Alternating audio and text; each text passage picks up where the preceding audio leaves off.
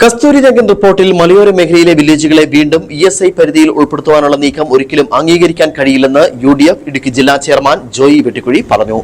ഉമ്മൻചാണ്ടി സർക്കാരിന്റെ കാലത്ത് Oommen V Oommen commission നടത്തിയിട്ടുള്ള പഠനങ്ങളും ആ പഠനത്തിന്റെ അടിസ്ഥാനത്തിൽ സംസ്ഥാന സർക്കാർ കേന്ദ്ര ഗവൺമെന്റിൽ സമർപ്പിച്ച റിപ്പോർട്ടിന്റെ അടിസ്ഥാനത്തിൽ അന്തിമ ഉത്തരവിറക്കുന്നതിനുള്ള നടപടി സ്വീകരിക്കണമെന്നും ജോയി വെട്ടിക്കുഴി ആവശ്യപ്പെട്ടു.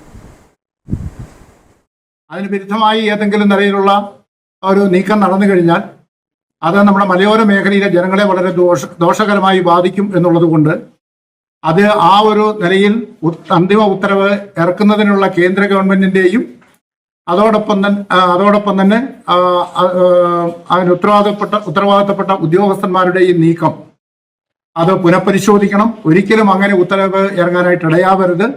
അന്ന് ഉമ്മൻചാണ്ടി ഗവൺമെന്റ് സമർപ്പിച്ചിരിക്കുന്ന ആ റിപ്പോർട്ടിന്റെ അടിസ്ഥാനത്തിൽ ഒഴിവാക്കപ്പെടേണ്ട എന്ന് പറഞ്ഞു കഴിഞ്ഞാൽ ജനവാസ കേന്ദ്രങ്ങളെയും കൃഷിയിടങ്ങളെയും പൂർണ്ണമായും ഒഴിവാക്കിക്കൊണ്ടുള്ള ഒരു റിപ്പോർട്ടാണ് അന്ന് സമർപ്പിച്ചിട്ടുള്ളത്.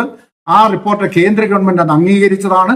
അതിന് വിരുദ്ധമായ ഒരു ഉത്തരവ്, ഒരു അന്തിമ ഉത്തരവ് ഒരു കാരണവശാലും ഉണ്ടാകാനായിട്ട് ഇടയാവരുത്. അത്തരത്തിലൊരു ഉത്തരവ് ഉണ്ടാകാനായിട്ട് ഇടയായാൽ അത് ഈ മലയോര മേഖലയിൽ വലിയ പ്രതിസന്ധി ഉണ്ടാക്കും എന്നുള്ള കാര്യത്തിൽ യാതൊരു സംശയവുമില്ല. ഇവിടെ ജനങ്ങൾക്ക് ജീവിക്കാൻ കഴിയാത്ത സ്ഥിതിവിശേഷം ഇവിടെ ഉണ്ടാകും. ആളുകൾക്ക് ഒരു ആത്മവിശ്വാസത്തോടുകൂടി ഇവിടെ ജീവിക്കുവാനോ അല്ലെങ്കിൽ ഇവിടെ നാടിന് ഏതെങ്കിലും പുരോഗതി ഉണ്ടാകാനുള്ള സാധ്യതകളും എല്ലാം തടസ്സപ്പെടും എന്നുള്ളത് കൊണ്ട് ഇക്കാര്യത്തിൽ വേണ്ടത്ര ഗൗരവം കാണിക്കേണ്ടതാണ്. സംസ്ഥാന ഗവൺമെന്റ് ഈ കാര്യം വളരെ കൃത്യമായും കേന്ദ്രത്തെ ബോധ്യപ്പെടുത്തുകയും